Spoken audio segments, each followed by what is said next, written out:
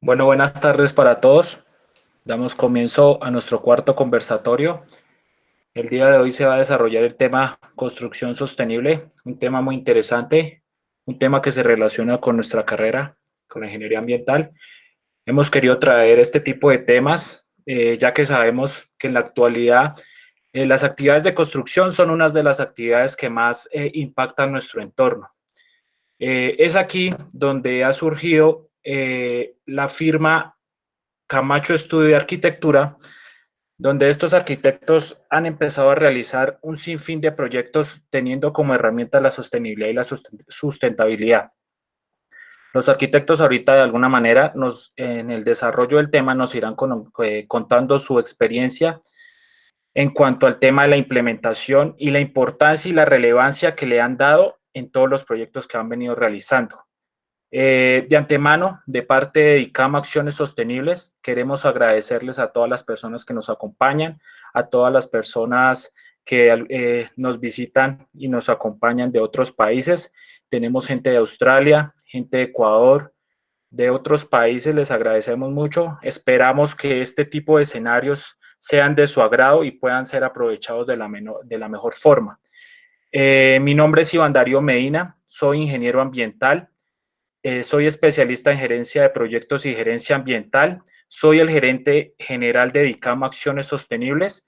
Nosotros somos una empresa que presta servicios de consultoría y servicios ambientales, sanitarios, forestales, civiles y de arquitectura.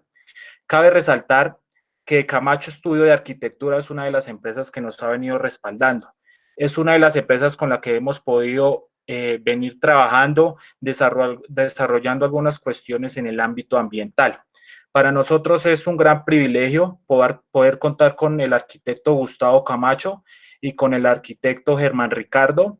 El arquitecto Germán Ricardo es actualmente el secretario de Infraestructura de la ciudad de Tunja. De antemano les queremos agradecer por regalarnos este tiempo a todas las personas que nos acompañan. Queremos ser partícipes en la formación profesional que cada uno de ustedes está realizando. Por eso mismo, y como se los había comentado, se va a certificar este tipo de conversatorios. Este tipo de certificación va a ser de forma gratuita.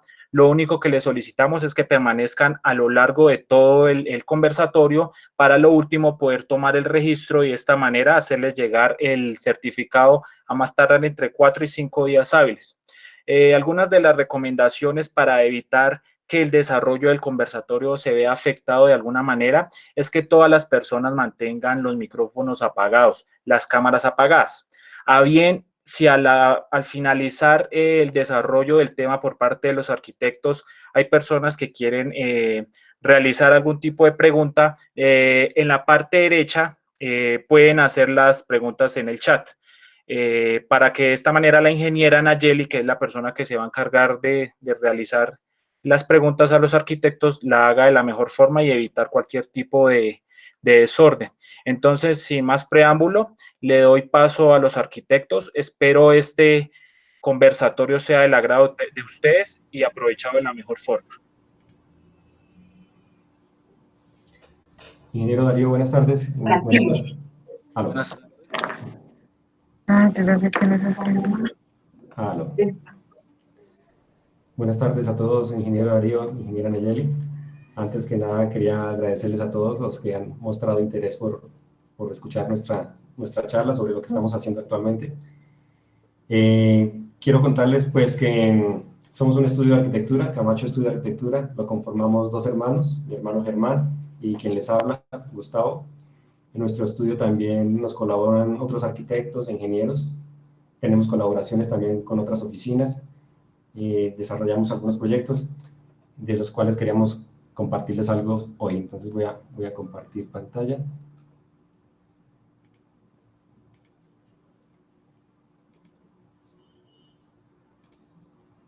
A ver. Creo que ya la están compartiendo, ¿verdad? Listo. Este es nuestro logo, esta es nuestra oficina. Mi hermano Germán y yo tenemos ya más de 20 años de experiencia, somos arquitectos de la Universidad Javeriana. En un principio cada uno ejerció su carrera de forma independiente y hace ya varios años, más de 10 años estamos asociados, compartimos nuestro trabajo en este estudio. Bueno, les comento, nuestro trabajo abarca varios campos de la construcción y el diseño. Tenemos arquitectura, hacemos equipamientos comerciales, industriales, a veces hacemos algo de arquitectura hospitalaria, como es el caso del Hospital de Paipa. Hacemos alianzas con otros arquitectos, como les comentaba. Hemos hecho el diseño de la alcaldía de Paipa también con otros arquitectos. Y ya en sí el campo exclusivo nuestro es más que todo vivienda campestre, vivienda urbana. Esto es lo que la mayoría de trabajos que hacemos. Hacemos trabajos fuera de Boyacá, aunque nuestro fuerte es el departamento donde estamos ubicados.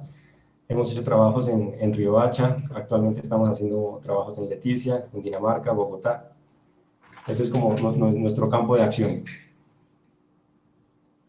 Después de muchos años de trabajar con encargos para gente que nos contrataba, decidimos mi hermano y yo emprender nuestro propio proyecto inmobiliario. Quisimos hacer este proyecto que se desarrollaba en Paipa. Es un lote de 4.000 metros cuadrados, en el cual lo dividimos y sacábamos 7 casas. Eran casas con un área aproximada de entre 180 y 210 metros cuadrados. Este proyecto lo quisimos apuntar a que el mercado se desarrollara hacia gente que no vivía en Paipa, pero que visitaba el municipio con cierta regularidad. Gente que quisiera de pronto tener como Paipa como su segunda opción de vivienda. Este proyecto lo desarrollamos con altas especificaciones y pues con áreas generosas. Quizá por eso el precio no era el apropiado para alguien que quería invertir en una segunda vivienda. De pronto era el ideal para alguien que quisiera tener esta como su casa principal, como su lugar de residencia con familia. Esto hizo que el proyecto fuera de un poco difícil comercialización. Finalmente el proyecto no se desarrolló, pero bueno, sí ganamos algo que fue una experiencia importante en el momento de querer emprender nuestros propios proyectos. La conclusión que sacamos de este proyecto fue que quizá lo que más salida tendría en el mercado eran unidades de vivienda más pequeñas, esto pensando en la gente que quisiera tener a Paipa como su segunda opción de vivienda, como su casa de recreo de vacaciones, de puentes. Entonces, esto fue lo que nos enseñó a plantear a lo que vinimos a los proyectos de los cuales vinimos a hablarles hoy. Hoy vinimos a hablarles de la arquitectura sostenible. Antes de empezar a ver nuestros proyectos, les quiero compartir lo que el Ministerio de Vivienda define como construcción sostenible. Una construcción sostenible es aquella que está en sincronía con el sitio, hace uso de energía, agua y materiales de un modo eficiente y provee confort y salud a sus usuarios. Todo esto es alcanzado gracias a un proceso de diseño consciente del clima y la ecología del entorno donde se construye la edificación. Una edificación sostenible es amplia y cubre un alto rango de aspectos, entre los cuales tenemos la eficiencia energética, eficiencia en agua, materiales de construcción de baja energía embebida, calidad de ambiente interior, sostenibilidad del emplazamiento, edificaciones y entorno exterior, sostenibilidad urbana. Estos aspectos tratamos de tenerlos en cuenta en nuestra propuesta, en nuestras propuestas que vamos a ver a continuación. También les quería pues, manifestar que existen muchas certificaciones ambientales, tanto nacionales como internacionales, y aunque nosotros no aplicamos a ninguna de estas, no hemos hecho el deber de que nos certifiquen, pues sí creemos que lo que estamos haciendo en nuestros proyectos sí aporta algo. No digo que en beneficio del medio ambiente, pero sí lo impactamos de la menor manera posible. Entonces, ya, ahora sí, vamos a lo que vinimos. Después de esta introducción de nuestra oficina, de qué es lo que hacemos y quiénes somos, vamos a compartir algo de nuestros proyectos. Entonces, le cedo la palabra a mi hermano Germán. Él queda con ustedes. Gracias.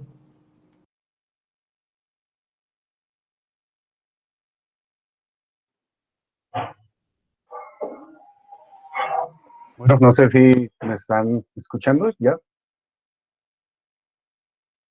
Sí, se escucha.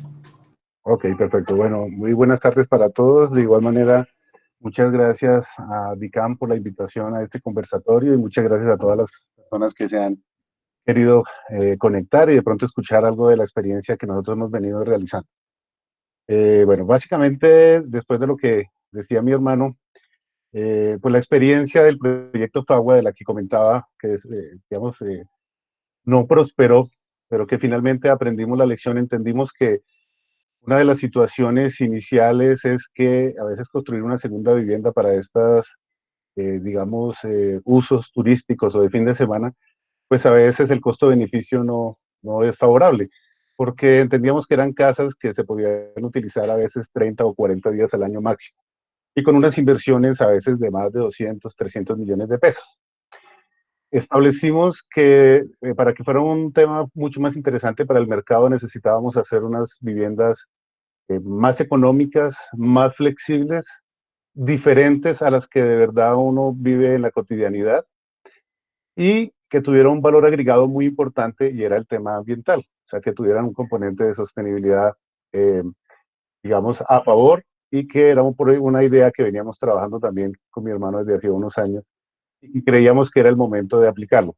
Entonces partimos del proyecto prototipo que es este proyecto que se llama Refugio Toivita. Es un refugio de 38 metros cuadrados, muy sencillo, básicamente ubicado en la vereda Toivita, de la ciudad de Paipa, donde aquí en la planta podemos observar en la parte superior la habitación, un baño y una área social. En esta área social es un área que aparentemente es una salita, una sala.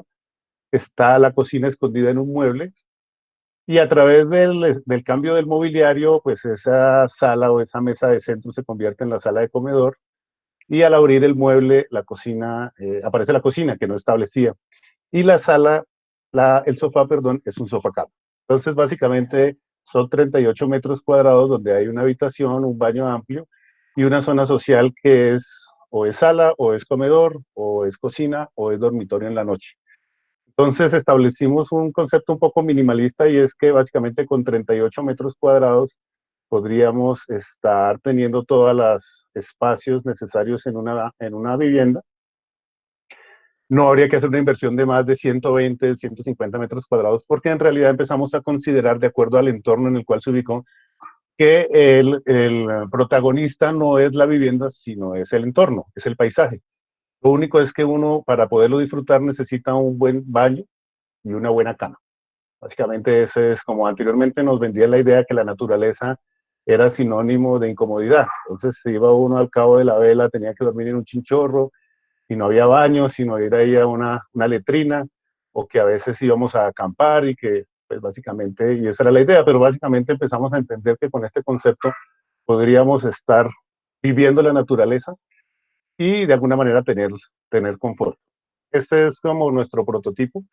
Y al lado derecho podemos establecer un despiece donde entendimos varias premisas. Una es que lo íbamos a hacer en estructura metálica, es mucho más rápido, mucho más flexible, nos genera una dinámica de reciclaje, digamos, de la materialidad. Y es que básicamente si uno quisiera desbaratar esta casa y la quisiera llevar a otro lado, lo podría hacer fácilmente. Y, o que si quisiera desbaratar la casa y reutilizar los materiales, no necesariamente en la misma casa, sino en otra casa o en otro elemento, pues igual lo podría hacer, simplemente era cortar y fundir. Y establecimos también los materiales como Superboard, establecimos madera, establecimos una cubierta en la cual establecimos nuestra propia teja sándwich, con Superboard, un aislamiento térmico y acústico y una teja en lámina de zinc. Y de acuerdo pues también al clima y al confort que se necesita, establecimos una chimenea a gas. Esta vivienda también quisimos que tuviera energías alternativas, entonces tenemos un calentador con energía solar y tenemos energía fotovoltaica para la vivienda. En este caso solamente la tenemos para la iluminación, pero igual ya estamos haciendo unos proyectos en los cuales vamos a depender solamente de energía solar. Tiene unos costos iniciales, como todos ustedes saben, con la energía solar, pero básicamente pues también está demostrado que en 4 o 5 años está recogiendo la inversión en el tema económico y pues además tiene el plus del tema ambiental y del tema de utilizar energía renovable. No sé si miramos la siguiente. Bueno, aquí podemos establecer uno de los principios básicos, además creo que muy lógicos, pero que de pronto a veces no lo utilizamos, y es que la casa está levantada del suelo, como lo podemos ver en esta imagen al lado izquierdo. Esto tiene unas grandes ventajas. Lo primero es que la casa se acomoda a cualquier topografía. Nosotros entendimos que a veces lo primero que hace uno como arquitecto cuando va a intervenir o implantar una vivienda es, nosotros lo llamamos romper el suelo. Somos muy agresivos con el suelo. Básicamente, ya sea a través de una retroexcavadora o de la mano de obra, rompe uno el suelo, hace las chambas que llamamos o las zanjas, establecemos una cimentación. Y cuando se presenta un terreno como el que está ahí, pues básicamente empezamos a generar unos costos adicionales en rellenos, en contenciones, en impermeabilización, en nivelaciones, que a veces el dinero se va en esta actividad y no digamos en lo importante de la vivienda. Entonces es un elemento muy básico. De igual manera, lo que les decía, estas casas fácilmente las podemos desbaratar y llevarlas y volverlas a armar en otro sitio. Eso hace que si yo hago este ejercicio, prácticamente dejo el suelo intacto. O sea, la idea es no dejar ninguna huella o una huella mínima, porque solamente serían los 6 daditos que creo que ustedes alcanzan a ver ahí, que son las cimentaciones. Eso es lo único que va en concreto, son unos dados de 50 por 50 por 50. Y eso es básicamente la única intervención que nosotros hacemos sobre el terreno. El día que nosotros desbaratemos y la llevemos, el terreno quedaría intacto. Entonces, y al lado derecho podemos establecer que también una ventaja adicional de que esté levantada del suelo es que podemos disponer fácilmente de toda la tubería y todas las redes, tanto hidráulicas como sanitarias, como de gas, que finalmente también tenemos aquí gas propano para la cocina y para la chimenea. Eso hace primero que sea muy fácil cualquier arreglo. Eso se nos convierte como en un ducto horizontal. Fácilmente podemos acceder a cualquier arreglo, cualquier situación pudiera presentarse en la tubería. Y eso también hace que tenga el plus, y es que nosotros reciclamos aguas lluvias, reciclamos aguas grises y se manejan las aguas sanitarias con un pozo séptico de color. Justamente con DICAM hemos venido adelantando y estamos en un proceso de adelantar un diseño de un filtro para agua lluvia especial, para que básicamente empezamos cada vez menos a depender del agua del acueducto rural, que en este caso es el de Toivita, y podamos entrar casi que a depender del agua y lluvia dentro de las posibilidades, obviamente, en los tiempos del año, para poder autoabastecerse en la vivienda. Y las dos, básicamente, imágenes de abajo, ahí se ve la estructura metálica. Casi toda la estructura está prearmada en el taller. O sea, esta vivienda tiene 2 etapas, una en taller, donde casi que se prearma todo, se solda todo y se llevan las partes y solamente se iza en el sitio. Fue nuestro primer ejercicio, pero ya en los últimos, cada vez hacemos más en taller, eh, avance de construcción y menos en el sitio. Cada vez tratamos de prearmar la mayor cantidad de las partes de la vivienda. Y al lado izquierdo abajo, pues ahí se ve la cimentación, que es unos dados 50 por 50. En realidad, la vivienda es muy, muy, muy liviana, a diferencia de nuestros sistemas tradicionales de concreto, de ladrillo, etcétera, que son muy pesadas. Y esta flexibilidad de este sistema constructivo pues se comporta mucho mejor frente a un posible sismo. Ese es, digamos, otro plus que podríamos encontrarle al proyecto. Bueno, finalmente, digamos, después de entender este prototipo que hicimos, donde teníamos energía solar, reciclamos aguas, lluvias de aguas grises, los desperdicios son menores porque obviamente como ya todo va cortado, entonces cada vez se establece modularmente el proyecto, es decir, que lo que me sobra de una parte de las láminas de la vivienda me va a servir como insumo para otra parte de la vivienda. Mucha iluminación natural. Básicamente hemos venido como aumentando algunos elementos de sostenibilidad, pero establecimos un potencial y era que exactamente lo que no queríamos, era una vivienda que de pronto utilizábamos para nuestra familia de fin de semana, pero con la dinámica del turismo sostenible y estas plataformas como Airbnb, quisimos empezar a alquilarla.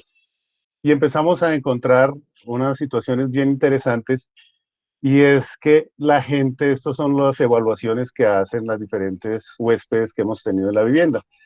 La gente empieza a valorar mucho el diseño, que además es un diseño realmente muy básico, solamente con unos aportes en color, y algo de uno como arquitecto que le gusta implementar en sus proyectos.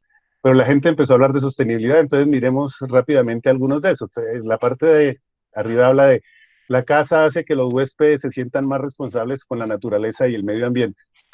Esto es muy interesante porque la gente empieza a entender un mensaje, y es que definitivamente estamos cambiando el chip, y ya las construcciones sostenibles o mucho más amigables con el medio ambiente no son una moda, sino que en realidad son una necesidad. Entonces, es muy interesante porque además el rango aquí es muy amplio, o sea, no hay una especialidad en el mercado de huéspedes para la vivienda sostenible, sino que hay de todo. Aquí hay desde muchachos millennials, universitarios, hasta tuvimos arquitectos de Nueva York, familias con mascotas, familias con niños, diferentes edades, y básicamente todos empiezan a hablar del idioma. Aquí hay un componente muy interesante y me voy a detener 2 minuticos, y es porque nosotros siempre hemos visto que esta vivienda tenga un componente didáctico.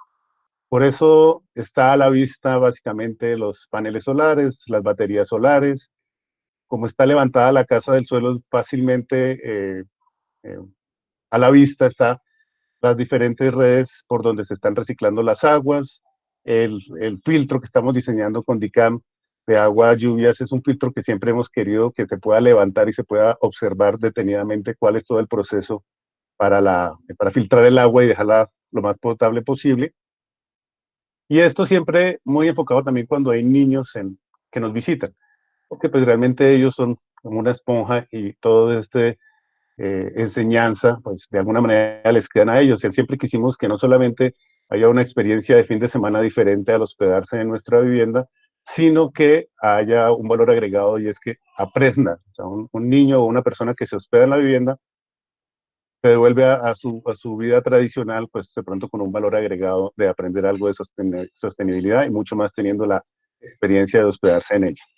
Y bueno, rápidamente voy a leer otras evaluaciones que han hecho los huéspedes. La cabaña es sensacional, todos y cada uno de sus detalles hacen que tengan el mejor descanso. Buen concepto de diseño para la casa. Aquí hay uno que me parece muy importante, muy interesante, y es la propuesta arquitectónica es hermosa, una experiencia relajante y educativa. Miren que ahí aparece la palabra educativa, que era una de las que nosotros queríamos que tuviera como valor agregado el proyecto. Es un sitio muy delicioso para descansar, es muy ecológico, perfecto para conectarse con la naturaleza. Me encantó el diseño y su estructura biosostenible. Entonces miremos que las personas, además del común, porque lo que digo, aquí no hay expertos, son personas, pero empiezan a tener en su léxico y en su apreciación sobre la vivienda la palabra ecológico, la palabra biosostenible, la palabra naturaleza, la palabra educación. Fue una experiencia excepcional. El concepto biosostenible le da un plus grandísimo, y el espacio es apenas lo necesario. Eso también es bien importante. Mire que apenas lo necesario, o sea que en realidad hay confort, y solo en 38 metros cuadrados. O sea que en realidad ese concepto que nosotros hemos tenido durante años de que nuestra casa campestre es una casa donde deben ser 150, 200 metros cuadrados, donde hay 6 habitaciones, donde hay, básicamente a veces se diseña para 1 o 2 días al año, que es a veces Navidad o fin de año, y es cuando creemos que toda la familia va a estar. Entonces, igual el costo-beneficio va a ser una inversión tan grande, con unos espacios tan grandes, por unos beneficios o con un usufructo tan corto o tan limitado. En realidad creemos que no, por lo menos es nuestro concepto de diseño con mi hermano, y creemos que no aplica para el caso. Excelente lugar, ecosostenible, muy buen diseño. Entonces vienen de una casa tan sencilla, tan básica, pero con algunos elementos adicionales, la gente cómo empieza a valorarlo. Y definitivamente lo que nosotros inicialmente pensábamos que siempre es nuestro negocio era el tema construcción, y que nosotros empezamos a alquilar la cabaña, sobre todo para que la gente la conociera y de pronto nos mandaran a hacer más proyectos, pues entendimos que también hay un negocio turístico muy interesante con el tema de sostenibilidad, porque la gente en el momento de tomar una decisión o ser un factor diferenciador, casi siempre escoge la vivienda biosostenible. Bueno, aquí hay otros más. La idea es de la casa es genial, nos encantó la arquitectura del lugar, fue un espacio muy agradable, la arquitectura de la casa es increíble, no se pasa problemas con respecto al frío, me da un tema de confort muy interesante, que uno creería que nuestro clima es en Paipa, con esa estructura metálica, con muchos ventanales, etcétera, pues básicamente podría entrar a funcionar o a pensar algo de frío y demás, pero no es así. Digamos, la casa está diseñada también orientada y pensada en el tema de la soleación y en otros aspectos que uno sabe que garantizan el confort térmico de la vivienda. El diseño y la tecnología ecológica nos pareció un gran valor agregado, la casa tiene un diseño mejorable, etcétera, etcétera, etcétera. Eh, Eso pues, para nosotros nos dio, el mensaje creo que es muy claro para nosotros y pues jamás. Hoy los queríamos compartir con ustedes. Esta es, como repito, el protagonista es el entorno y la naturaleza, no es la vivienda. Simplemente es lo que nos garantiza un confort y es digamos, un valor agregado simplemente al paisaje como tal.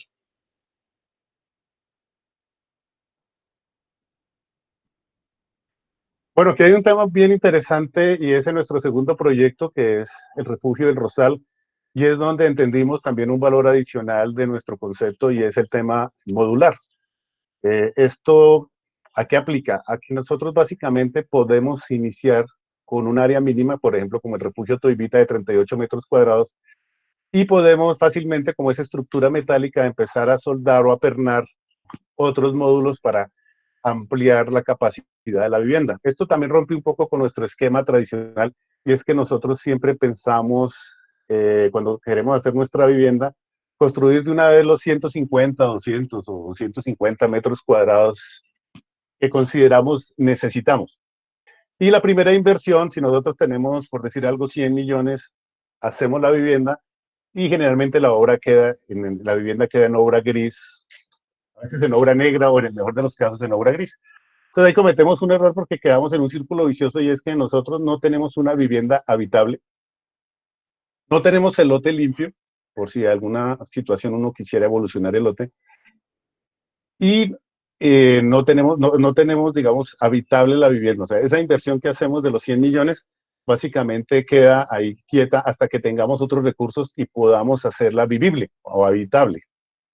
Nosotros con este concepto lo que consideramos es que con esos 100 millones, lo primero que nosotros tenemos que hacer es un módulo pequeño, habitable, en el cual yo me pueda ubicar a mi familia, dejar de pagar arriendo, etcétera.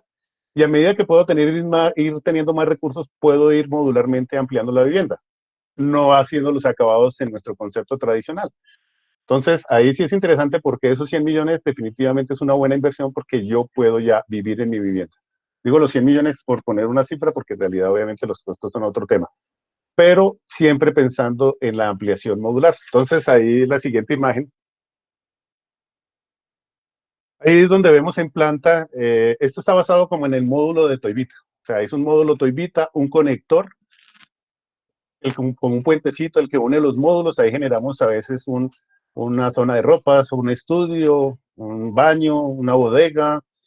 Depende de la necesidad del espacio y volvemos a unir muchos más módulos. En este caso, en el Refugio El Rosal, uno de los módulos es la zona social totalmente loft, o sea, totalmente abierta, mucho más flexible para, digamos, cualquier necesidad de la vivienda. Aquí ya están las imágenes, pues básicamente como ustedes se dan cuenta era el módulo inicial Toivita. Con el conector, en este no hicimos los 3 módulos, sino solamente hicimos 2. Y ahí es donde también empezamos a entender esa posibilidad de seguir creciendo.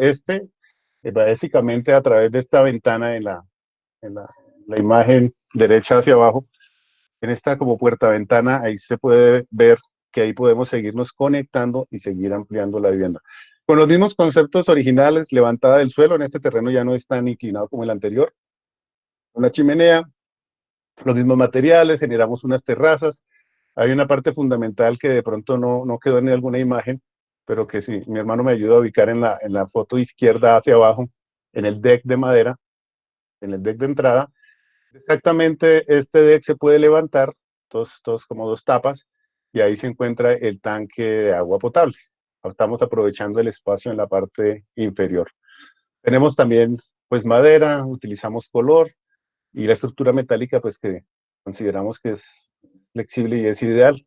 Rompe, obviamente, un poco con nuestra tradicionalidad en el tema de la materialidad, pero, pues, creemos que aplica mucho más. Aquí Hay otro que no lo hemos tocado, pero es en la foto derecha superior, un módulo que hicimos, un módulo para zona de camping. Este módulo que está ahí, alcanza a ver que es un módulo barbecue en la zona donde está la madera. Al lado derecho es una batería de baños independiente, o sea que son, los lavamanos están afuera, el sanitario está independiente y la ducha con unos lockers están independientes. Este sitio soporta fácilmente unas 10 o 12 carpas de camping y logra justamente lo que hablábamos, confort. Yo puedo dormir en la carpa, pero yo puedo tener un muy buen baño, una muy buena ducha con agua caliente porque la energía, el calentador es solar, y puedo tener una muy buena zona de preparación de alimentos, porque también funciona con gas propano, y una zona de socialización que es como una pequeña terraza, comedor. Entonces, este módulo uno lo puede implementar, no necesita conectarse a ninguna red, que estamos reciclando aguas lluvias, utilizamos energía solar, y de alguna manera me está generando un confort o un plus a mi experiencia de camping o de acampar en cualquier espacio, espacio rural.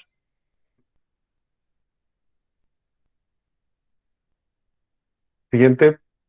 Bueno, entonces, digamos que esas fueron nuestras dos primeras experiencias en el tema rural, pero quisimos establecer la implementación de nuestro concepto o lo que nosotros estábamos haciendo en el área urbana. Entonces pudimos o tuvimos la oportunidad de poder hacer una intervención. De pronto algunos de los que están conectados, que han estado en Paipa o que viven en Paipa, pues han visto este proyecto. El proyecto es abajo en el barrio Gaitán, cerca al río Chicamocha, y mi hermano está mostrando la implantación de este proyecto. El refugio se llama Refugio Cúbica, un poco el nombre viene también pues, de su concepto y de su estructuración. Y es la verdad exactamente el mismo principio que estábamos manejando en el área urbana, en el área rural, perdón, la misma materialidad, grandes ventanales, estructura metálica, la chimenea, los láminas de superboard, madera, e igualmente levantado del piso. Ahorita en las fotos, pues creo que lo vamos a poder ver mucho más al detalle. Y la cimentación es igual, o sea, son obviamente unas zapatas ya por el peso y por el número de pisos mucho más importantes, mucho más grandes, pero de igual manera no tiene ninguna viga en concreto enterrada al suelo. Exactamente el ejercicio es igual. Si yo quisiera desbaratarla, la podría desbaratar y llevar y construir en otro sitio, y simplemente la huella en el terreno es mínima. Estas viviendas todas han sido con la estructura metálica soldada, pero nosotros ya hicimos una, ahí en Paipa, igual en el sector del Salitre, una donde es totalmente pernada. O sea, es mucho más fácil desarmarla. Están desarmadas paso a paso de la escalera, lámina a lámina. Absolutamente tenemos unos planos guía muy, muy fáciles de seguir, y sobre eso pues podemos fácilmente armar y desarmar la vivienda. Esta es la implantación. Es un concepto interesante porque al hacernos modular verticalmente, pues, podemos ir creciendo en el número de pisos.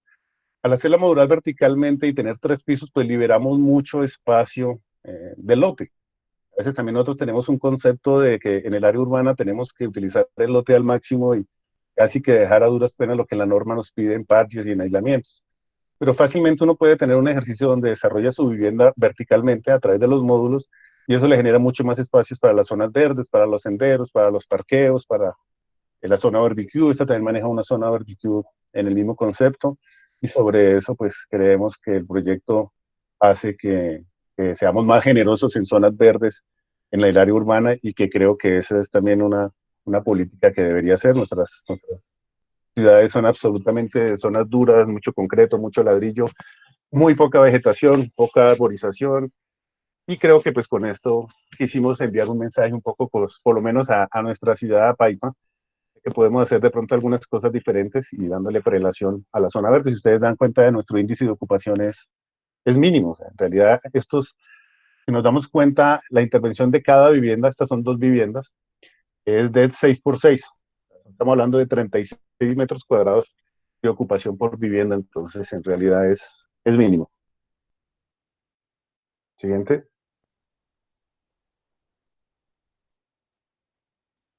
Bueno, esta era, bueno, una lectura fácilmente del primer piso. El primer piso, si que nos devolvemos, exacto. El primer piso es una terracita de acceso, es la número 1.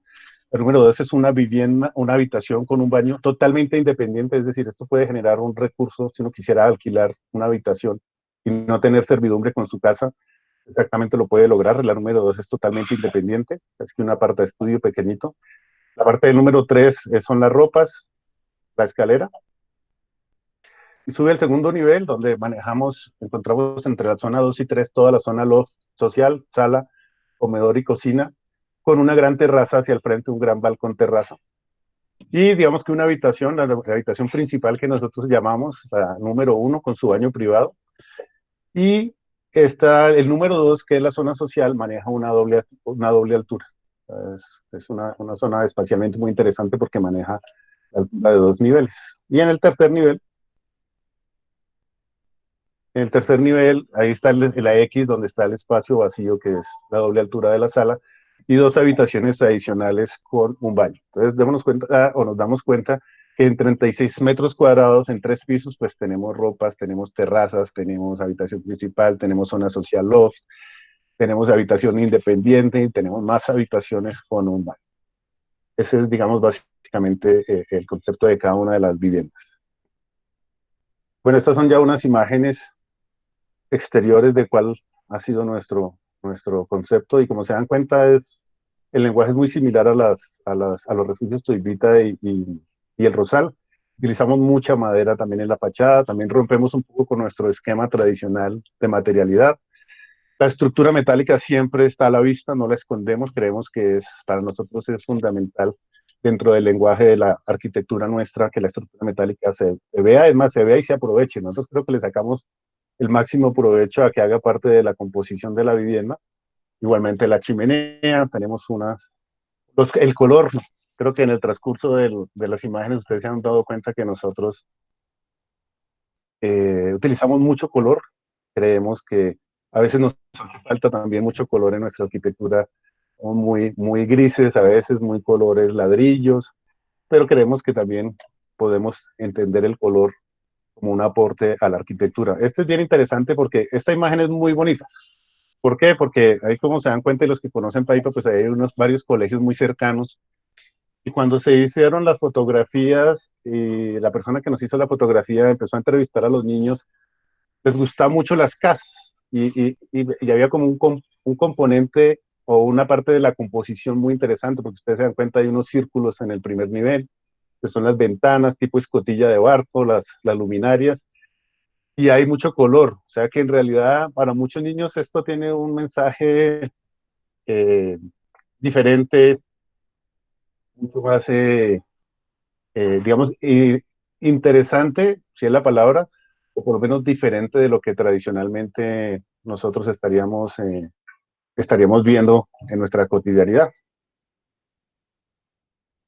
No sé, creo que se perdió la pantalla. Ah, ok, ya, perfecto, gracias. Bueno, y ahí podemos mirar también todas las zonas verdes. Ahí está la cerca viva que está al frente y que nosotros tenemos. Este también tiene energía solar, también tiene un componente de reciclaje de aguas. Los ventanales siempre hay iluminación natural, entonces no utilizamos muy mínimo lo que se utiliza de iluminación artificial. Bueno, básicamente eso es como, no sé si hay más imágenes sobre el proyecto Cúbica. Ahí las podemos apreciar. Ah, bueno, a la parte derecha ya podemos entender también cómo es el baño de Cúbica. El baño de Cúbica, básicamente el piso es en madera, está separado, ahí está la ducha. No tenemos sifones porque las dilataciones entre la madera son más espaciadas que en el resto del baño, y por ahí pasa el agua gris, el agua de la ducha, y esa es la que reciclamos. Y como se dan cuenta, utilizamos también mucho color y no utilizamos ningún enchape tradicional. Lo que nosotros utilizamos, por ejemplo, en esa composición de azul claro en la ducha, son los pedazos de las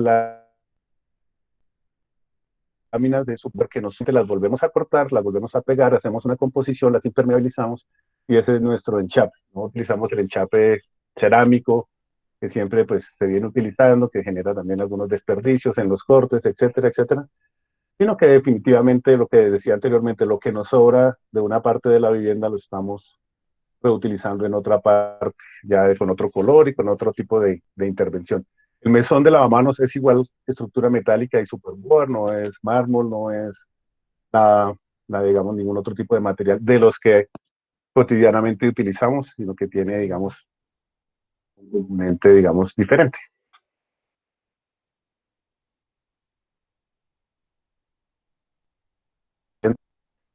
Bueno, esta es una imagen del primer nivel de uno de los refugios, el número 2, que tiene las dos puerticas de ahí. La puerta azul clara es la que entra a la habitación independiente con baño. O sea, la que por eso no hay ninguna servidumbre. Si yo la quiero alquilar, la alquilo y nunca voy a tener servidumbre, no voy a perder la privacidad de mi vivienda. Y la azul oscura es la entrada a la vivienda como tal. La vivienda ya que se desarrolla en los tres niveles. Ahí está la terraza, pero esta imagen es muy importante porque ahí podemos ver el concepto de que el proyecto es levantado del piso.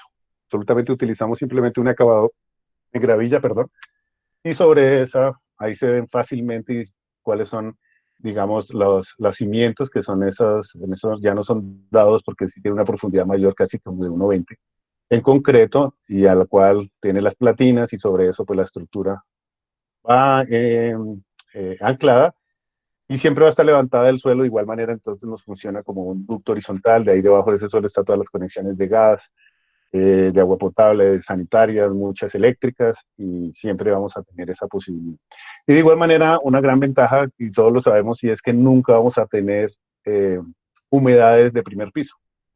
Nosotros sabemos que por los niveles freáticos y por muchas de las circunstancias de nuestros terrenos, los primeros pisos se lucha mucho con las humedades que empiezan a aparecer en los muros, etcétera.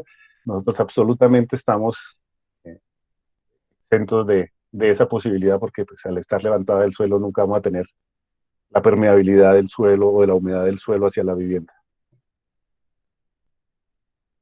Esas son otras imágenes del otro módulo, del verde, que básicamente funciona igual. Bueno, esto ya, digamos, finalizando, hemos hecho varios refugios en Paipa, hemos hecho en algunas otras ciudades, utilizando el mismo concepto, con las mismas energías renovables, bueno, con el reciclaje de aguas y demás. Pero este quisimos destacarlo y queríamos compartirlo con ustedes porque es el proyecto que estamos desarrollando actualmente. Pues a raíz de algunos de las redes y demás que conocieron nuestro trabajo, fuimos contactados por un equipo de un tema empresarial que están desarrollando un proyecto de un ecoresort en Leticia, en el Amazonas.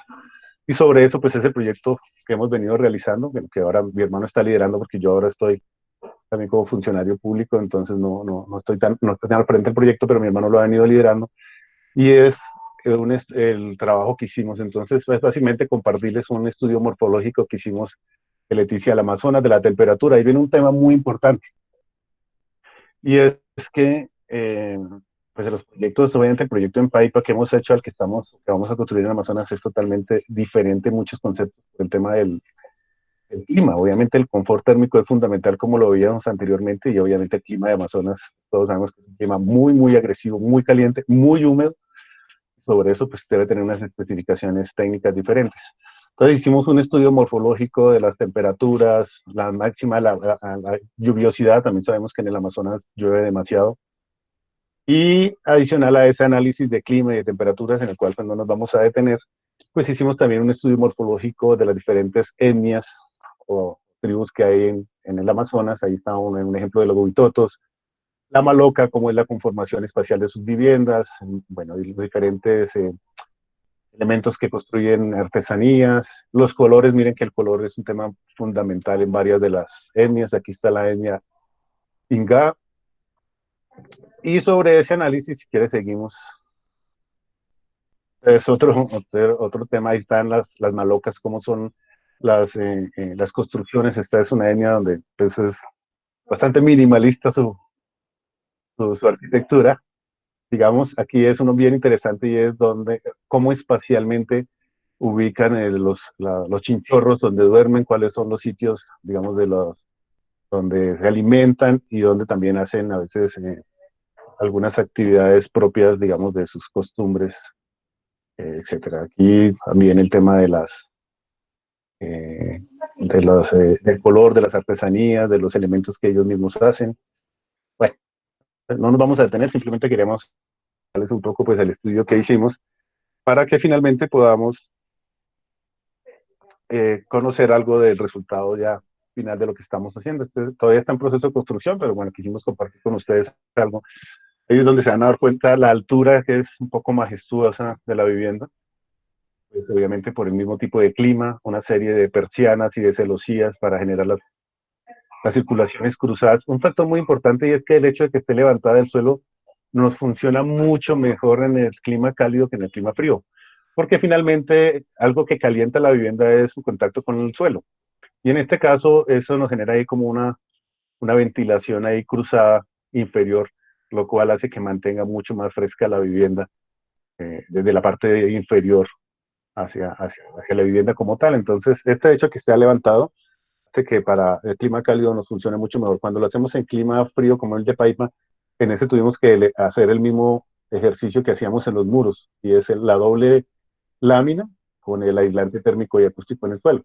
Cuando lo hacemos en clima cálido no lo hacemos así, porque lo que nos interesa es transmitir esa frescura y esa aireación a la vivienda. Ese es el proyecto que estamos haciendo actualmente en el Amazonas.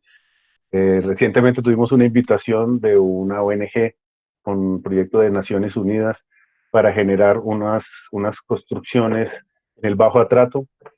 Bien interesante, un proyecto. Y que finalmente el proyecto, por lo menos del Bajo Atrato y mucho de lo que estamos planteando en el Amazonas, ahí quisiera hacer una intervención, y es poder utilizar los materiales del sitio. O sea, lo del Bajo Atrato hay muchísimo bambú, muchísima guadua, muchísima palma, mucha madera. En Leticia, en el Amazonas también hay mucha madera. Entonces, digamos que nuestro ejercicio es arquitectónico, es muy flexible a poder trabajar con la arquitectura, con los materiales del sitio. Parte de la sostenibilidad es eso. Nosotros somos de esta línea, entendemos que hay una línea de arquitectura sostenible que es muy de la arquitectura vernácula, de la arquitectura de tierra, del bareque, del adobe, de una cantidad de circunstancias que son sostenibles y que seguramente son muy respetables. Nosotros nos vinimos más por una línea de la materialidad más flexible, más fácil de armar y desarmar, más de reciclar. Es una construcción en adobe o en tapia. Si uno quisiera reciclarla como tal, pues no tiene ciertas dificultades. Nos movimos en alguna época de nuestra trayectoria arquitectónica con ese tipo de arquitectura que nos gusta mucho, nos parece muy valiosa. Desafortunadamente todavía tiene algunas limitantes, como en el tema sísmico. O sea, el código de sismos de resistencia a duras penas está empezando a contemplar este tipo de materialidad como para poder tramitar una licencia de construcción. Pues hay un tema orgánico, que en algunos de los sitios pues hay muchos bichos, algunas circunstancias. Entonces, pues para nosotros personalmente, pues digo, respeto profundamente y admiro mucho el trabajo de la arquitectura en tierra, porque es muy valiosa, pero realmente nosotros nos vinimos por esta línea. Lo digo ¿por qué? Porque obviamente hay a veces alguna crítica de este tipo de arquitectura sobre lo que se viene haciendo con este tipo de estructura metálica y demás. Yo la asumo y la entiendo, que realmente son dos posiciones a veces de ver.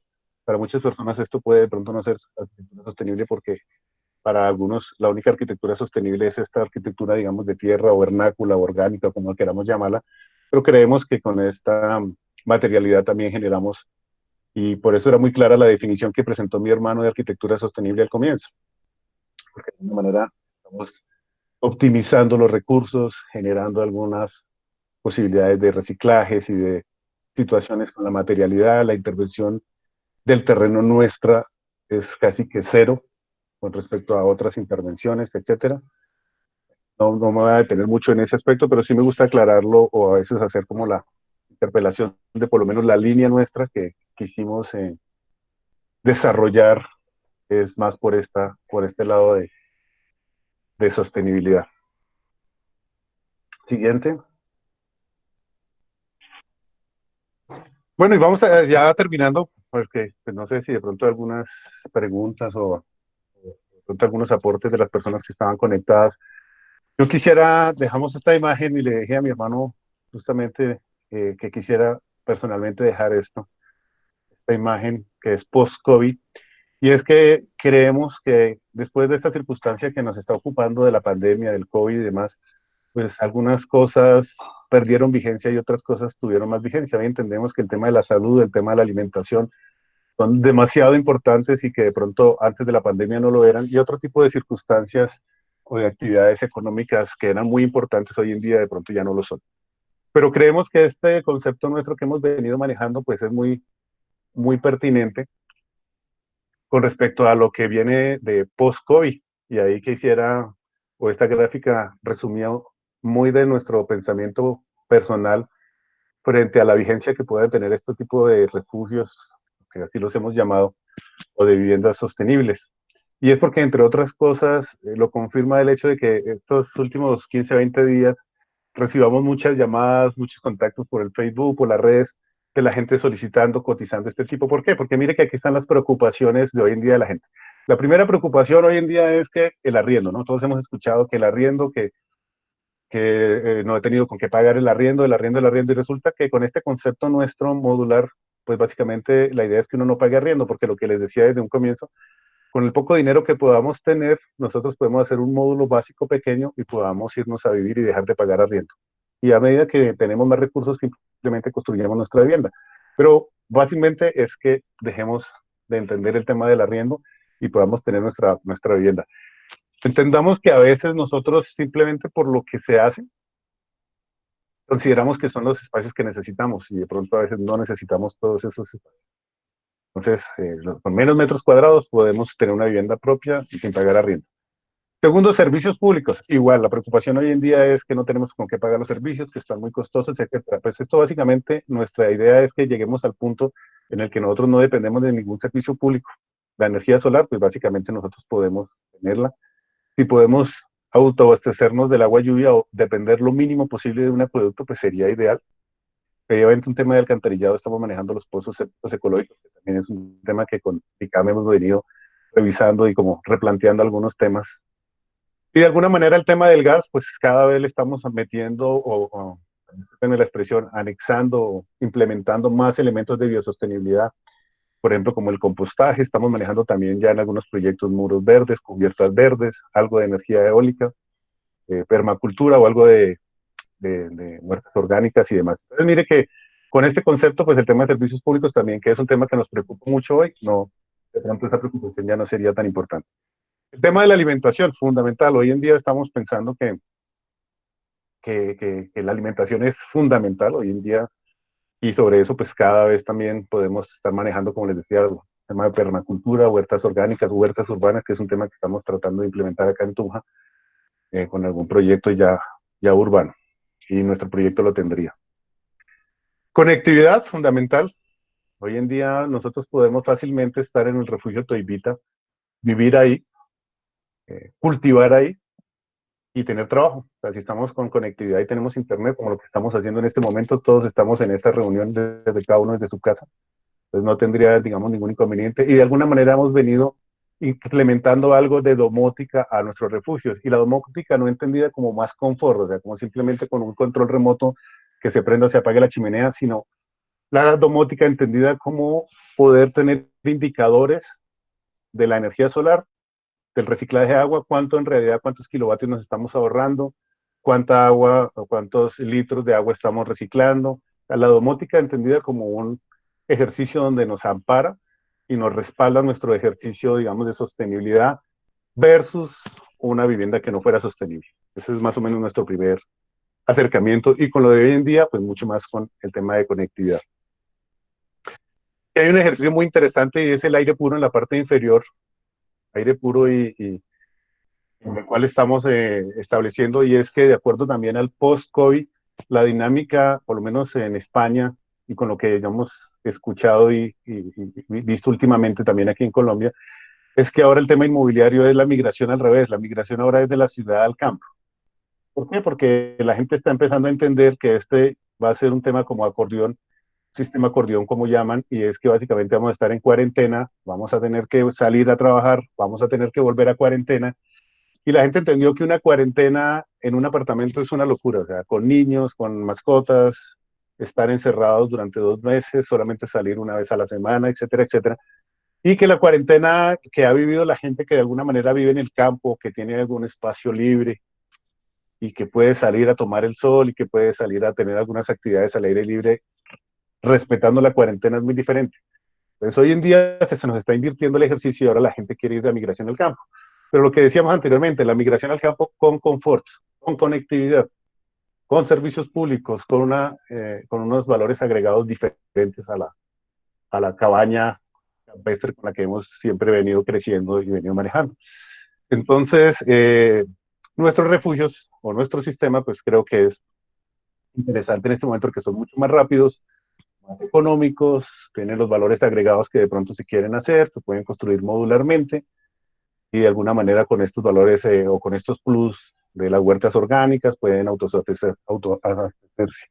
También entendemos que una moraleja o un mensaje post-COVID es que las macroeconomías están mandadas a recoger. Vimos que nuestras macroeconomías con una situación como la que se presentó se vinieron al piso. En cambio, las microeconomías, especialmente las que son autosostenibles o se autoabastecen, son las que realmente van a sostenerse en el tiempo o se van a mantener en el tiempo. Entonces, si yo tengo mi vivienda en el área rural o en el área urbana, con área libre, que eso no necesariamente tiene que ser en el campo, simplemente yo necesito un buen lote donde no lo he ocupado todo con mi construcción, puedo tener huertas, puedo autoabastecerme de mi economía o mi alimentación, puedo no depender de servicios públicos, puedo tener conectividad y puedo tener aire puro. Pues creo que ese es hoy el escenario en el cual nos enfrentamos y en el cual quisiéramos tener todos. Y finalmente, el último ya, para rematar, es el tema del medio ambiente.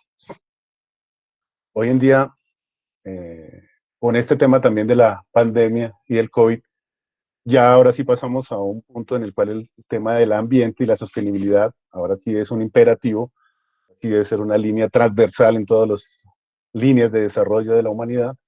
Y sobre eso, pues creo que nosotros, con nuestro incipiente esfuerzo, creería yo, no quiero pecar por modesto, ni tampoco quiero ostentar de lo que hemos hecho, de alguna manera ha sido reconocido a nivel internacional, nos han publicado en algunas revistas y hemos tenido el reconocimiento de algunas revistas alemanas, chinas, bueno, en Europa, en Sudamérica, pero creemos que igual es un ejercicio todavía incipiente, mucho por hacer, mucho por aprender, mucho por entregar, pero que de alguna manera nos hemos venido adelantando, por lo menos en nuestro entorno, en nuestro día a día aquí, en nuestra cotidianidad en Paipa, en Colombia, adelantar un poquito a esto que se viene ahora presentando con un tema, lo vuelvo y repito, imperativo y casi que obligatorio. Entonces, simplemente esta última imagen era para hacer este análisis de lo que nos viene ahora, porque los escenarios nos han cambiado totalmente. Y esperamos que con nuestro ejercicio que hemos venido realizando, pues de alguna manera podamos contribuir a lo que se viene ahora en adelante. Eso era todo. Muchísimas gracias por su tiempo, por su paciencia. Y bueno, estamos pendientes de las preguntas o de las observaciones que nos quieran hacer. Listo, muchas gracias, arquitectos. Buenas noches a todos. Me presento, soy Nayeli Rincón Abril, ingeniera ambiental y especialista en gerencia ambiental. Soy gerente administrativa de ICAM Acciones Sostenibles. Muchas gracias a todos por participar en este evento, a los arquitectos Germán y Gustavo por compartir esta información sobre construcción sostenible, un tema de gran importancia en la actualidad y en el cual nos invita como profesionales a reestructurar y rediseñar los sistemas, en especial el de la construcción.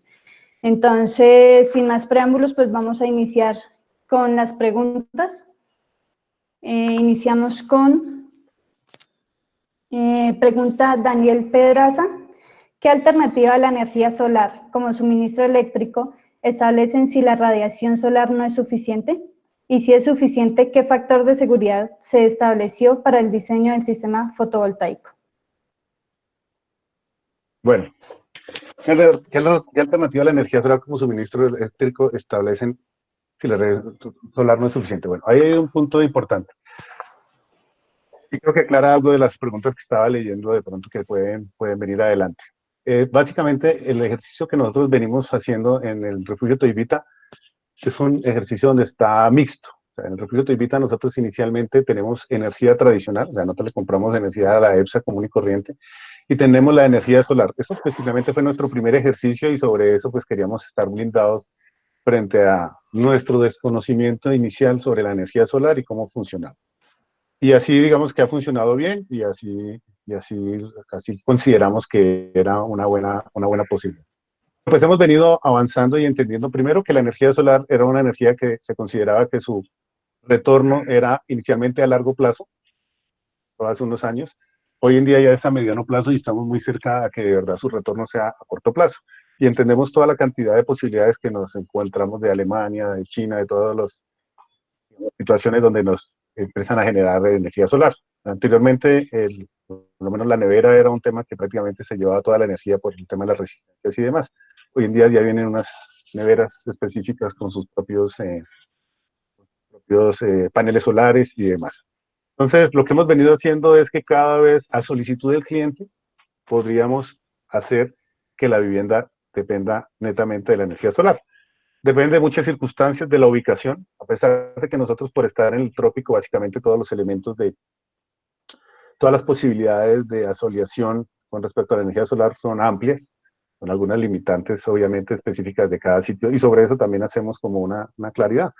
Hay clientes que sí esperarían depender solamente porque además la ubicación de su vivienda es en unos sitios muy distantes y donde costaría mucho más poder llevar la red eléctrica con la postería, los cables, la red como tal, de su vivienda. Entonces, digamos que en realidad en este momento lo que nosotros tenemos como posibilidad es mirar el tema de energía solar.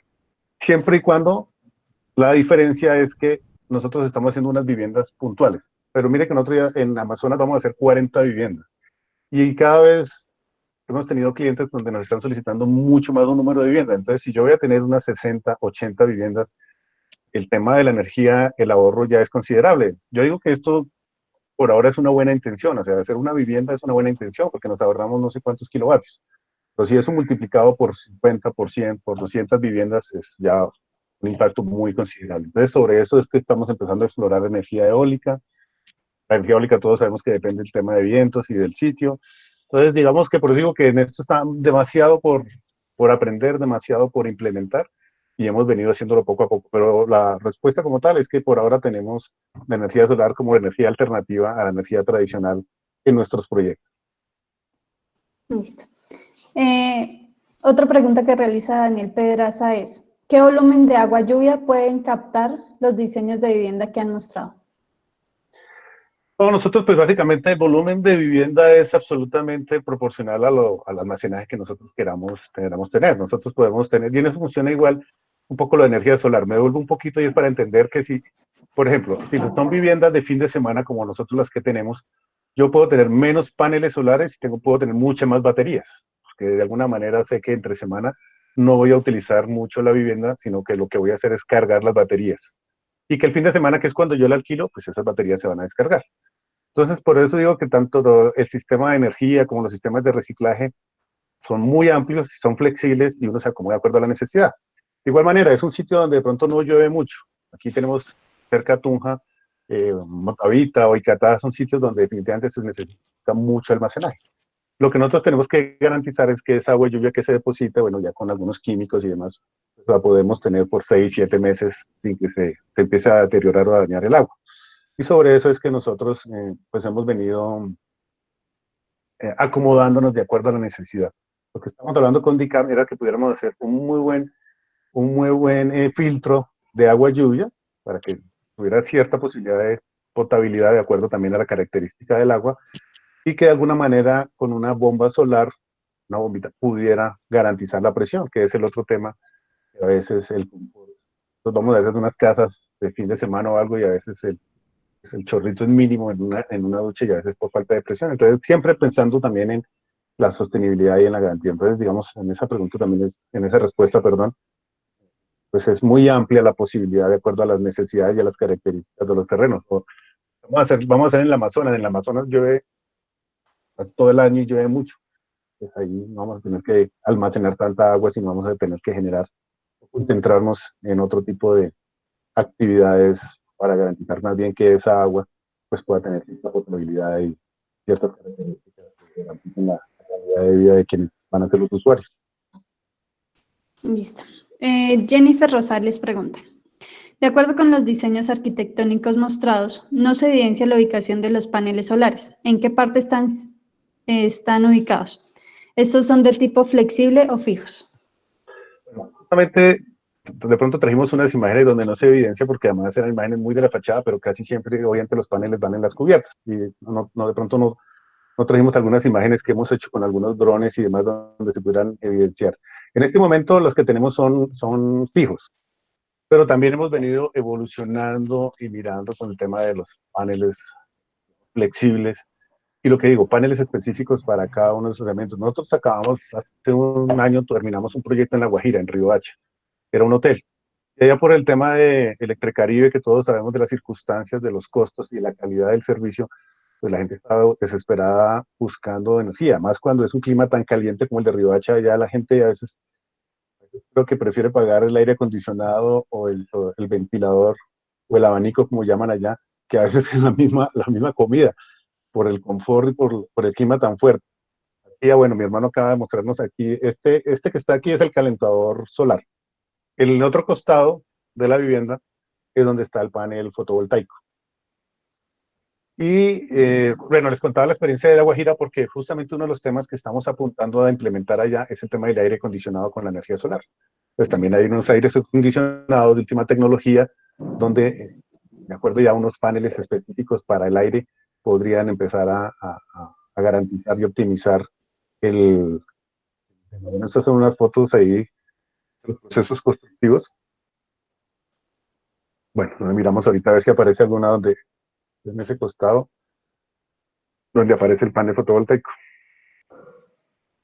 Pero sí, igual cada día salen al mercado nuevas posibilidades con el tema de la energía solar y vuelvo y repito, sobre la necesidad. Hay gente que definitivamente nos dice, mira, a mí me interesa mucho la casa, el concepto, pero no me interesa energía solar. Absolutamente válido. Pero nosotros le apuntamos a tener uno que sea totalmente dependiente de energía solar. Listo. Daniel Pedraza, ante algún sismo, ¿cómo funciona la estabilidad de la vivienda al estar despegada del suelo? Bueno, bien, eso es una buena pregunta. De igual manera, todos los proyectos que nosotros hemos realizado, especialmente, por ejemplo, el Cúbica, que es urbano, va con un diseño estructural, hecho por un ingeniero civil con especialización en arquitectura estructural, especialmente en tema de estructura metálica. Porque de igual manera, ese proyecto se radicaron a la alcaldía, fue revisado por el diseñador o por el ingeniero estructural de la alcaldía para avalar la licencia de construcción y tiene su correspondiente licencia. O sea, de por sí partimos de un principio de que desde el diseño cumple con los elementos de sismoresistencia. Pero de igual manera, pues a todos sabemos que finalmente este es un sistema mucho más flexible, especialmente pues estas casitas pequeñas, o van soldadas o van pernadas, terminan funcionando como una jaulita, un sistema estructural. Y ante un sismo, pues juegan un poco con el sismo, son más flexibles hacia el sismo y de alguna manera lo asumen mejor. A diferencia de nuestro sistema tradicional de concreto y ladrillo, que es tan rígido que ante cualquier movimiento pues tiende a fracturarse. Y hay dos elementos adicionales. Una cosa es que a uno, porque ya sea un sismo muy fuerte o por algunas circunstancias, la casa o el refugio nuestro tienda a colapsar. Pero básicamente es muy diferente que le caiga a uno o que tenga algún problema con un muro en drywall y en estructura metálica a un muro en concreto o en ladrillo. Realmente eh, las consecuencias, digamos, serían mucho más complejas. Pero lo que hemos visto es que estos básicamente se pueden caer de pronto hacia un lado por el tema del suelo, pero como son tan livianos, uno fácilmente con un gato hidráulico podría volver y subir y volver a estabilizar, obviamente, la construcción. En casos extremos, pero en realidad lo que nosotros hemos visto, y no solamente nosotros no somos, digamos, como dicen, los pioneros de la estructura metálica, ni mucho menos, pero obviamente en otros ejemplos funciona muy bien. Funciona muy bien. Listo. Juliana Padilla, ¿qué medidas de mantenimiento preventivo sería pertinente para las estructuras de las construcciones? ¿Cuál es la vida útil estimada de las construcciones? Bueno, esa es una muy buena pregunta y que la gente, dentro de esta percepción cultural que tenemos de siempre, o sea, a veces si uno va y toca los muros y si no son en ladrillo en concreto, a veces creemos que no es una construcción y que esa es la pregunta nuestro día a día. Y esto sí resiste, esto sí soporta, esto sí, o cómo es el tema del mantenimiento. El tema del mantenimiento es igual. Yo creo que cualquier construcción, sea en lo que sea, si no hay un mantenimiento preventivo, no va a durar el tiempo que sea especializado.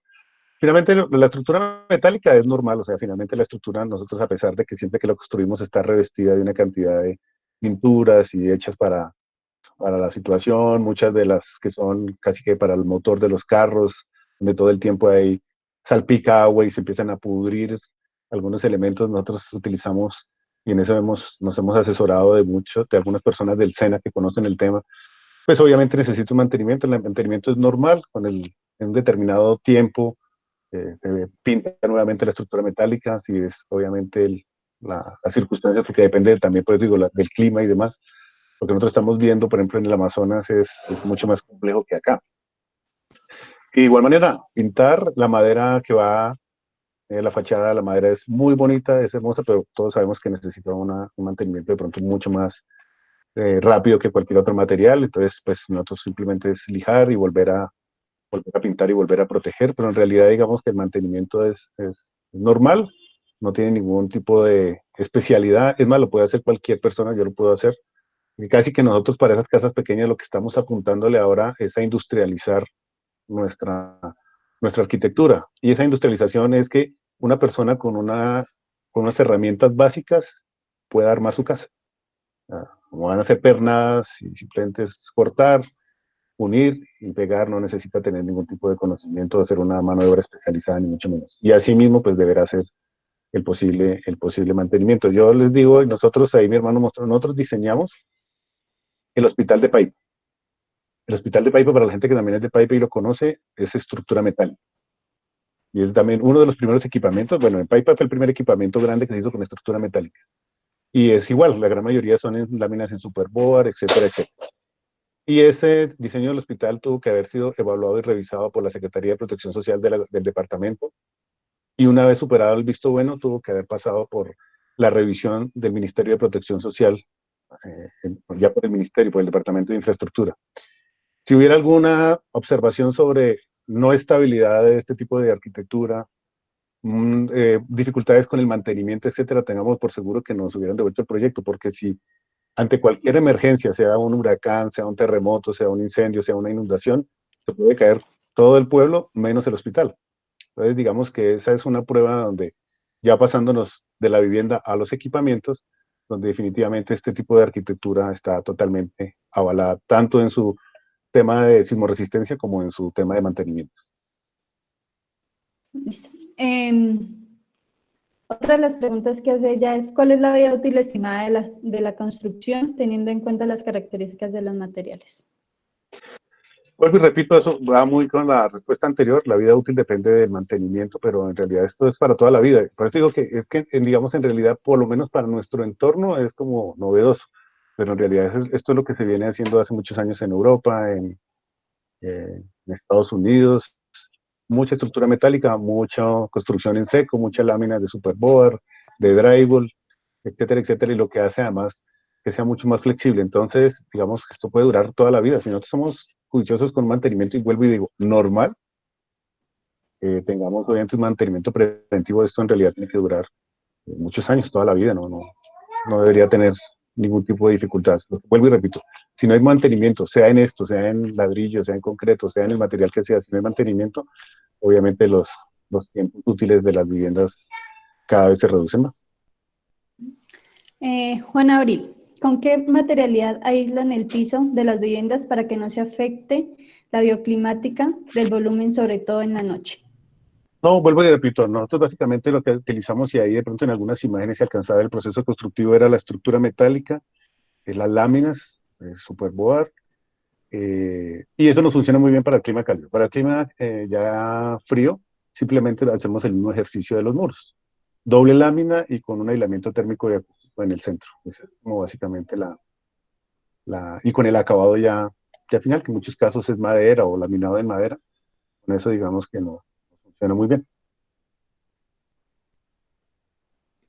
Andrea C., ¿el sistema de energía solar es 100% híbrido? ¿Cuántos módulos solares se necesitan para el refugio Toivita? En el refugio Toivita solamente tenemos un panel porque es básicamente para la iluminación. Y lo que vuelvo y digo, pues en muchos de los casos es híbrido porque para dejar totalmente independiente del refugio de energía solar, todavía sigue siendo costosa la intervención inicial. Pues nosotros a veces no somos un poco inmediatistas y a veces entendemos que es una inversión alta, entonces a veces lo dejamos mixto. Pero en realidad, es más, desde un comienzo, por eso nosotros lo llamamos refugios, porque nosotros siempre enfocamos que estas construcciones se pudieran hacer en unos sitios de difícil acceso para los materiales y para los servicios públicos. Pues digo, a veces uno está en un sitio, en una loma increíble donde hay una vista espectacular y uno se sienta y empieza a mirar esa vista espectacular y dice, uy, ¿cómo sería de chévere tener aquí una casa y tener este ventanal? Pero cuando usted empieza a pensar en llevar ladrillos, en llevar un viaje de gravilla, en llevar un viaje de arena, en llevar formaleta, en romper el terreno y estabilizar la loma, y en llevar unos postes y llevar energía, o sea, en 5 minutos se le acabó su sueño. Entonces nosotros por eso quisimos pensar que un refugio de esto se puede implementar en cualquier parte del mundo, porque finalmente si tiene los suficientes paneles para poder abastecerse, pues lo va a poder hacer sin tener que llevar las redes de servicios públicos, lo mismo el agua, lo mismo y lo mismo la materialidad, porque como todo va prearmado, pues muy sencillo, obviamente, llevarlo por partes y armarlo en el sitio. Entonces, fácilmente sí lo podría hacer. Los datos exactos de paneles, de kilovatios, la verdad no los podría dar en este momento. De igual manera, nosotros tenemos dos proveedores que siempre nos han acompañado con el tema de la energía solar y sobre eso pues descargamos un poco como la parte técnica de las necesidades que tenemos y sobre ellos cuáles serían, digamos, el número de paneles, el número de baterías, pero lo que vuelvo y repito, en eso hay una flexibilidad muy grande para adecuarse de acuerdo a la necesidad de cada uno. Esa es como un poco también la premisa nuestra. Johan Arias hizo varias preguntas, entonces iniciamos con la primera. ¿Cuánto tarda en promedio la construcción de los módulos de un nivel? Nosotros básicamente estamos tardando menos de 30 días, básicamente son 15 días en taller y 15 días en el izaje. Cada vez lo estamos optimizando más, pues digo que un poco la gracia de esto es industrializar. Nosotros inicialmente hemos hecho estos prototipos, pero ya en los últimos proyectos que nos han llamado y viendo que además son en bastante número de viviendas, pues lo ideal es poderlo industrializar. Entonces cada vez los tiempos van a ser menores porque cada vez implementamos. En el refugio Toivita nosotros solamente llevamos la estructura metálica al sitio y en el sitio empezamos a meter las instalaciones eléctricas, las hidráulicas. Ahora nosotros ya llevamos los muros con todas las instalaciones absolutamente ya planeadas y definidas. Y en el tema de la industrialización, ahora sí tenemos muy claro las láminas, cuál va a ser los cortes para evitar los desperdicios. Y vuelvo y repito, para que un pedazo de lámina que nos sobraba aquí, definitivamente nos encaje en otra parte de la vivienda. Entonces, ha sido un proceso. Nosotros estamos hasta ahora iniciando y estos han sido ejercicios, digamos, como prototipos incipientes donde entendemos hasta el tema de costos, porque esto es lo que nosotros hemos hecho, ir a la ferretería a comprar unas láminas, ir a comprar los perfiles y eso. Pero otra cosa es, obviamente, por la economía de escala, comprar en grandes volúmenes de perfilería, grandes volúmenes de láminas, que entre otras cosas son los insumos más representativos de pues, poder importar directamente todos los elementos de energía solar, que es muy diferente en algún proveedor. Entonces, en esta dinámica es que hemos venido entendiendo un poco el avance de nuestro concepto y definitivamente le estamos apuntando a la industrialización. Eso nos optimiza tiempos y nos optimiza costos. Listo. La segunda que hace es, ¿hay algún lineamiento normativo para determinar que la vivienda es sostenible? Por eso digo que realmente la palabra sostenible, por eso trajimos una definición, porque en eso hay todas las definiciones posibles y vuelvo y digo, para muchas personas el tema de la sostenibilidad solamente se enfoca en la arquitectura en tierra y en algún tipo de arquitectura diferente y sobre eso hay unas líneas muy interesantes y muy claras. La nuestra es otra y seguramente aparecerán otras diferentes. En ese orden de ideas es demasiado amplio el concepto. Y tan amplio es que yo podría decir que yo solamente tengo energía solar y puedo decir que mi vivienda es sostenible porque de alguna manera estoy cumpliendo con la definición y es que estoy teniendo energías renovables. O yo no puedo tener energía solar si no puedo tener una materialidad diferente. O el hecho de que sea levantada del suelo puede que de alguna manera se identifique con lo que nosotros hemos hecho y el ejercicio de no romper el suelo. Entonces, la verdad no hay un concepto absolutamente específico y no hay una definición con una lista de chequeo donde definitivamente si cumple con esto, esto y esto, sí es sostenible y si no, no. Para eso lo que decía mi hermano, están todos estos tipos de certificaciones LED y que son ejercicios extremadamente rigurosos y juiciosos con un tema de indicadores bien importantes y bien interesantes, pues que nosotros hasta ahora estamos tratando de empezar a reconocer y a entender, pues ya para poder cuantificar y cualificar, bueno, más que todo cuantificar realmente el impacto de lo que nosotros podemos hacer. Pero digamos, la línea es demasiado amplia y uno se mueve en esa línea de acuerdo también como al aporte o al concepto que uno pueda tener. Por eso vuelvo y digo, nosotros lo que hicimos hoy fue como compartir un poco la línea nuestra de lo que nosotros hemos visto, pero seguramente habrán infinidades de líneas de sostenibilidad y obviamente muchos mejores y de pronto mucho más completas.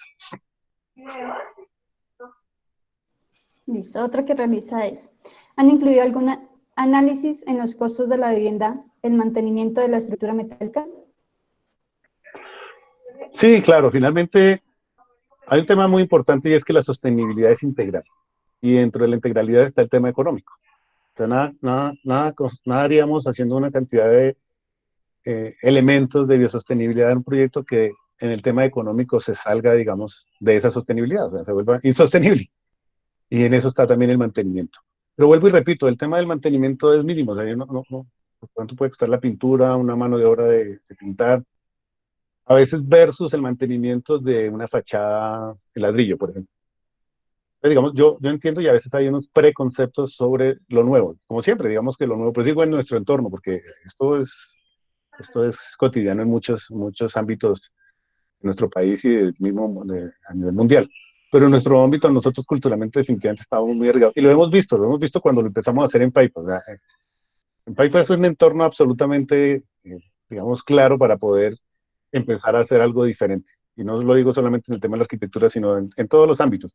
Pero en el tema de la arquitectura causó la gente mucha curiosidad cuando empezamos a izar los mástiles o los perfiles circulares grandes, que si iba a ser una bodega, que se iban a hacer oficinas, que como la casa, que como desperdiciaron de espacio y que ese lote esquinero tan interesante y dejaron mucho espacio libre.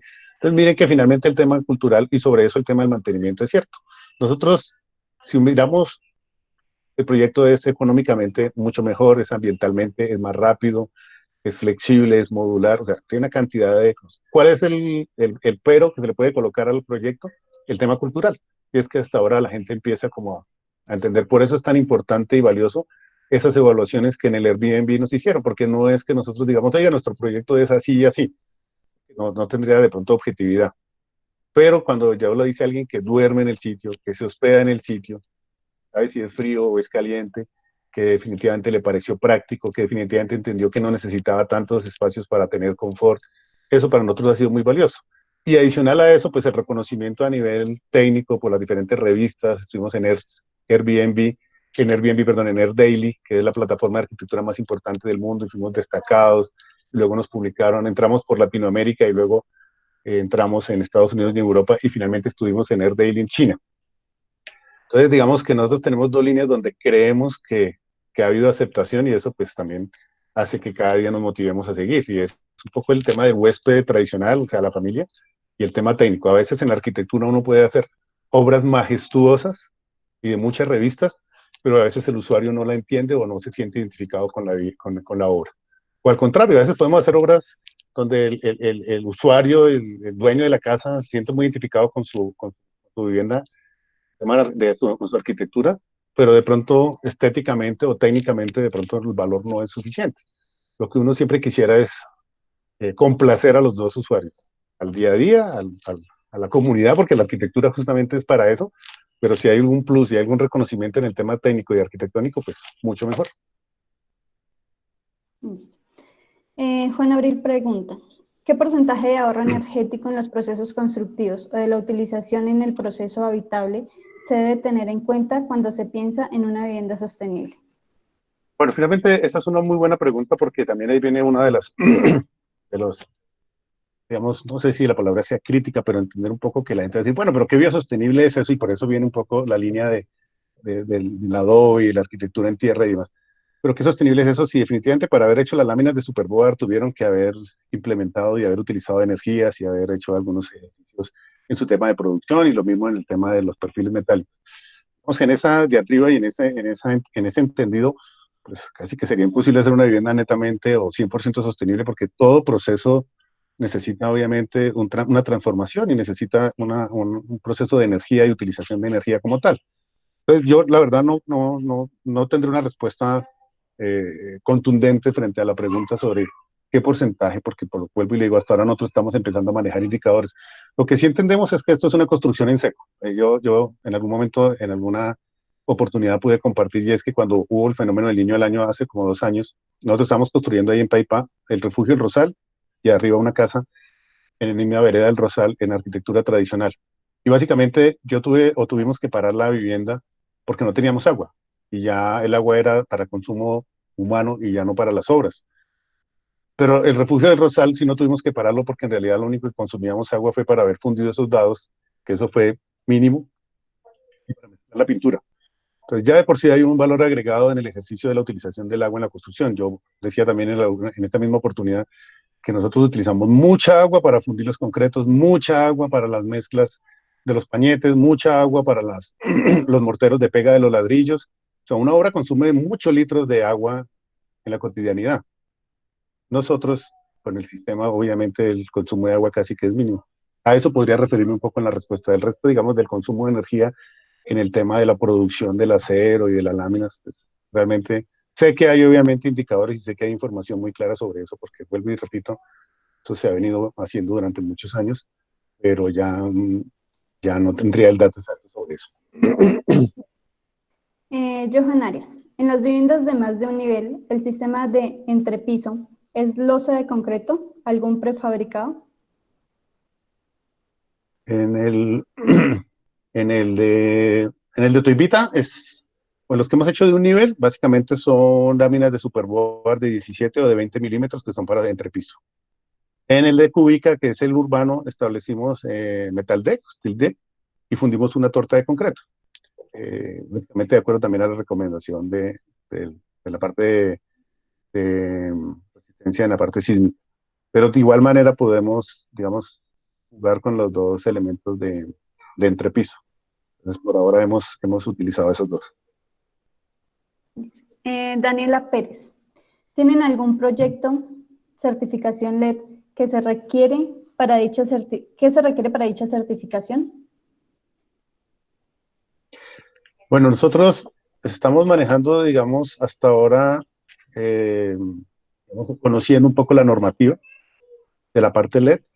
Básicamente sabemos que casi siempre las certificaciones LED están muy enfocadas al tema de los equipamientos o de los grandes proyectos, los hoteles, y pues finalmente estamos entendiendo que estos proyectos de vivienda y demás, cómo podremos entrar a encauzarnos en una certificación. La verdad, como decía mi hermano al comienzo, nunca ha sido nuestro interés, o no fue por lo menos en ese momento, de pronto ya ahora sí, entrar a certificarnos, sino simplemente quisimos generarle a nuestros proyectos como un valor agregado sobre el tema de sostenibilidad. Lo que pasa es que a medida que se han venido como eh, dando las cosas y que a medida que hemos venido aumentándole algunos elementos y que para mal o para bien son algún referente en nuestro medio de sostenibilidad, pues digo, no sé si sean los mejores, los peores, pero de alguna manera se han vuelto un referente en nuestro medio para hablar de sostenibilidad. Hoy en día, cuando hablan de arquitectura sostenible, por lo menos aquí en Boyacá, de alguna manera nosotros aparecemos por ahí en algún espacio.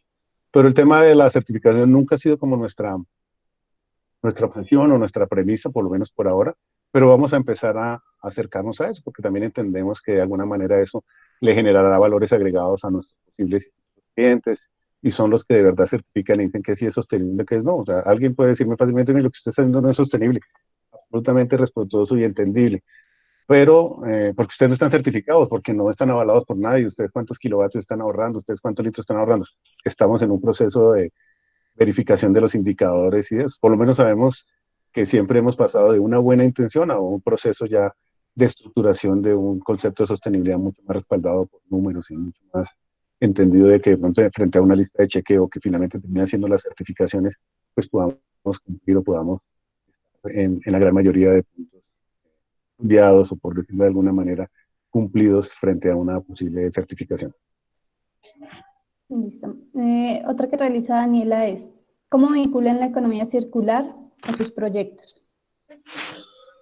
No, la economía circular está, de hecho, casi que es fundamental en el proyecto porque nosotros hablamos de alguna manera de que lo que es, lo que sobra o lo que es desecho en algún proceso se convierte en la materia prima del otro proceso, ¿cierto? Entonces, por eso entendemos que es fácilmente desarmable esta casa y con todas sus partes, con el deterioro de algunas, obviamente, no va a salir totalmente perfecto, pero en su gran mayoría la podremos utilizar para volver a armar la casa en otro sitio o para definitivamente hacer otro elemento. O sea, para mí los perfiles siempre van a ser perfiles metálicos y siempre van a ser un insumo y una materia prima para cualquier otro tipo de proceso de construcción, o sea en el tema mecánico, o sea en el tema de arquitectura. De igual manera la lámina, de igual manera todos los diferentes elementos, la madera, etcétera, siempre yo lo voy a poder reutilizar. Entonces, digamos, por eso es que se rompe ese concepto con lo tradicional, porque yo no puedo ir a tumbar un muro en ladrillo y volverlo a reutilizar. Claro que lo puedo hacer, pero me genera unas dinámicas de limpieza, casi que sacar ladrillo por ladrillo, donde el costo-beneficio versus la mano de obra y lo que yo podría generar de sostener o volver a reutilizar ese muro, en realidad de pronto no nos daría el ejercicio.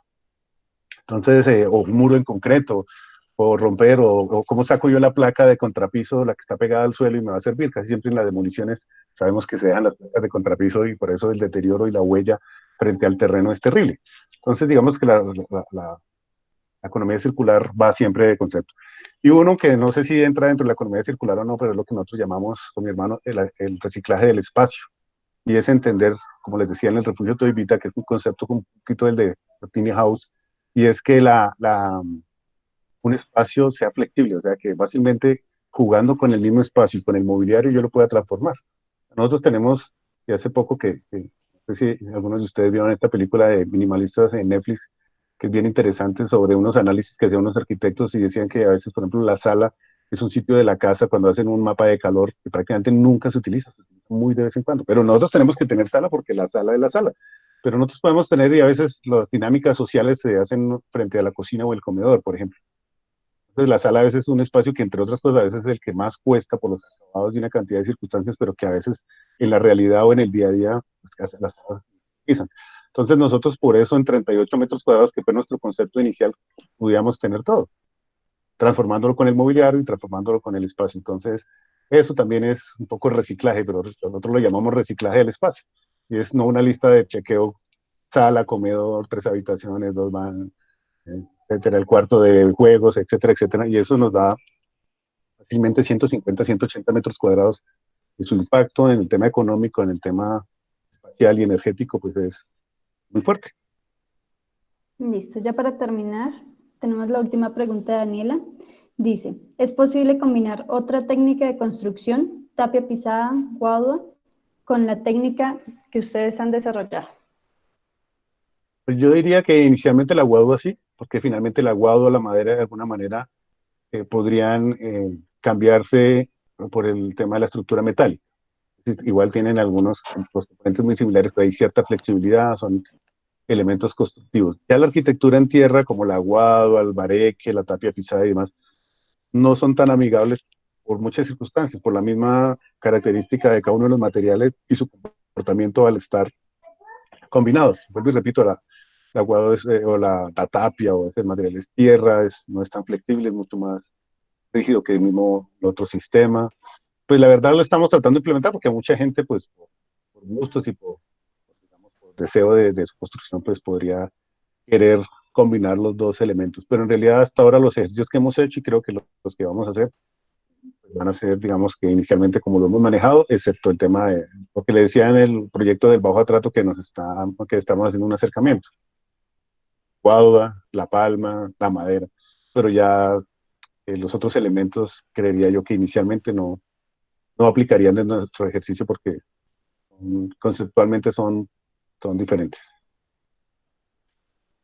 Listo. Entonces, yo creo que ya con esa pregunta damos por terminado el conversatorio de construcción sostenible. Muchas gracias a los arquitectos.